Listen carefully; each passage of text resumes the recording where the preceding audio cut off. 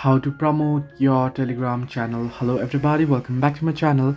This is me Bipin Basnath, and today I'll guide you on how you can promote your Telegram channel. Now I don't have any channel here currently, but if you have created a channel and now you want to promote it, here is a quick trick on how you can do so. The first things first, what you can do is you can always manually add your contacts to your Telegram channel. You can go ahead, and if you created a channel here, I'll just create a new channel here and create channel name, messaging, and description. You can add in whatever you want, and then you can create it. Right now you can set a public channel. If you want, you can create a link. If the link is available, you'll be able to see it, and you can tap on it, and now you can add manual people from your contacts to the channel.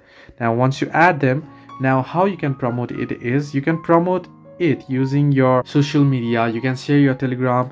Now you can go ahead to your Telegram channel, and you can go ahead and you can share the QR code, or you can copy this link, and then you can go ahead and share it to your social media accounts, such as other social media such as Instagram, Facebook, WhatsApp. You can share your code there.